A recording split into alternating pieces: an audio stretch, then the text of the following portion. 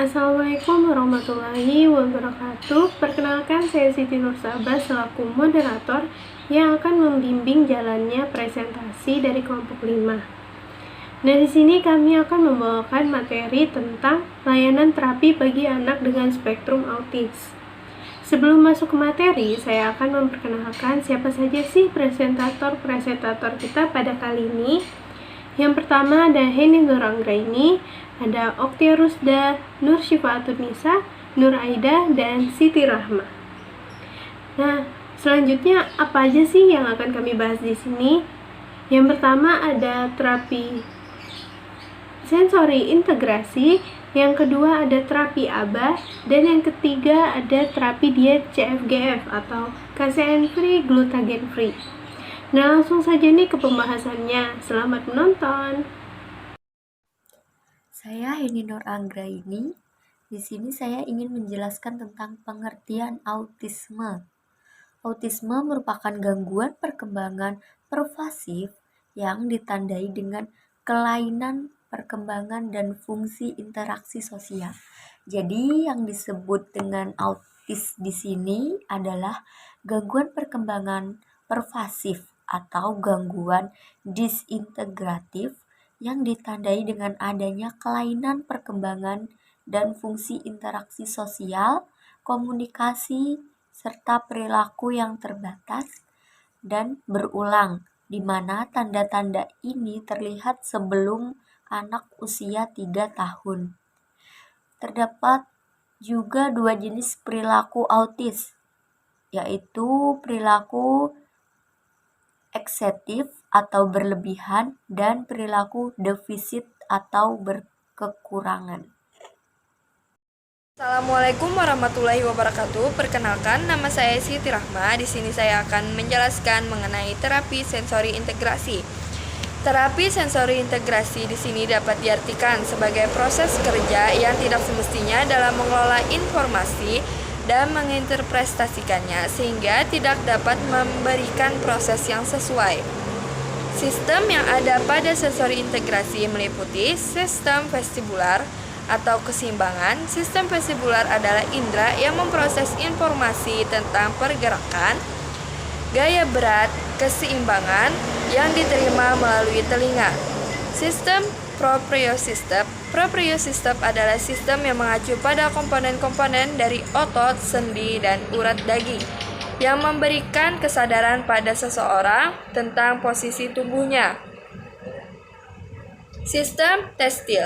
Tekstil adalah indera yang memproses informasi tentang perasa dan peraba yang diterima melalui kulit.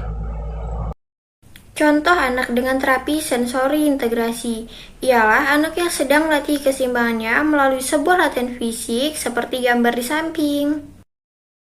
Assalamualaikum warahmatullahi wabarakatuh. Perkenalkan, nama saya Oktia Rusda. Di sini saya ingin menjelaskan tentang terapi ABA. Terapi ABA adalah terapi dengan menggunakan teknik conditioning atau pada manusia untuk melihat hasil perubahan perilaku pada manusia. Materi selanjutnya adalah prinsip dasar metode ABA. Prinsip dasar metode ABA dengan cara pendekatan dan penyampaian materi kepada anak harus dilakukan seperti berikut. Yang pertama ada kehangatan berdasarkan kasih sayang yang tulus untuk menjaga kontak mata dengan anak agar lebih lama dan konsisten. Yang kedua adalah tegas sehingga tidak dapat ditawar-tawar oleh anak. Yang ketiga ada tanpa kekerasan dan tanpa amarah. Meskipun kita harus tegas, kita harus tetap menjaga emosi kita agar tidak meledak dan terjadi amarah ataupun hingga melakukan kekerasan, itu tidak boleh. Yang keempat ada prompt atau bantuan atau arahan. Nah, prompt ini diberikan secara tegas namun lembut. Yang kelima ada apresiasi dengan imbalan yang efektif. Maksudnya di sini adalah hadiah agar dapat memotivasi anak untuk selalu bergairah dan bersemangat. Adapun teknik yang digunakan dalam terapi ABA, yang pertama ada DTT atau Decreed Trial Training. merupakan latihan uji coba yang jelas, dimulai dengan instruksi, prompt atau arahan, dan diakhiri dengan imbalan atau hadiah. Yang kedua ada discrimination training atau discriminating atau membedakan. Teknik ini digunakan untuk melabel atau mengidentifikasi sesuatu. Yang ketiga ada matching atau mencocokkan, dipakai untuk melatih ketelitian pada anak. Yang keempat ada fading atau meluntur. Maksud dari meluntur di sini itu promptnya atau arahannya yang diberikan. Yang tadinya diberikan penuh, perlahan dikurang-kurangi hingga tidak memerlukan arahan lagi. Yang kelima ada shaping atau pembentukan. Teknik ini dipakai untuk mengajarkan kata-kata verbal atau kata kerja pada anak. Yang kelima adalah chaining, digunakan untuk mengubah perilaku kompleks menjadi perilaku yang lebih sederhana. Diet bebas kasein dan gluten.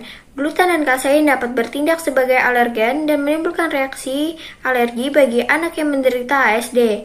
Tahapan diet ada 3, yaitu yang pertama, tahap gencatan senjata atau ceasefire, yang kedua, tahap perundingan awal atau preliminary agreement, yang ketiga, membangun kembali secara aktif atau active reconstruction.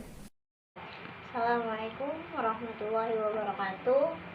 Perkenalkan, nama saya Nur Aida. Di sini saya akan menjelaskan tentang kesimpulan dari materi yang dipresentasikan tadi, yaitu sensori integrasi merupakan proses neurobiologi yang mengacu pada penginstrim atau penafsiran stimulus sensori di lingkungan otak. Metode yang kedua adalah metode ABA, dapat diartikan sebagai ilmu terapan yang mengurai, mempelajari, dan memodifikasi perilaku seseorang.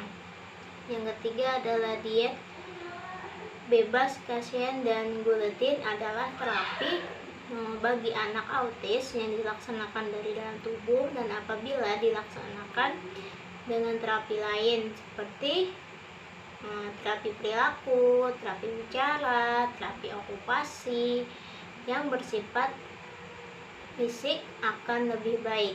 Nah, itu tadi adalah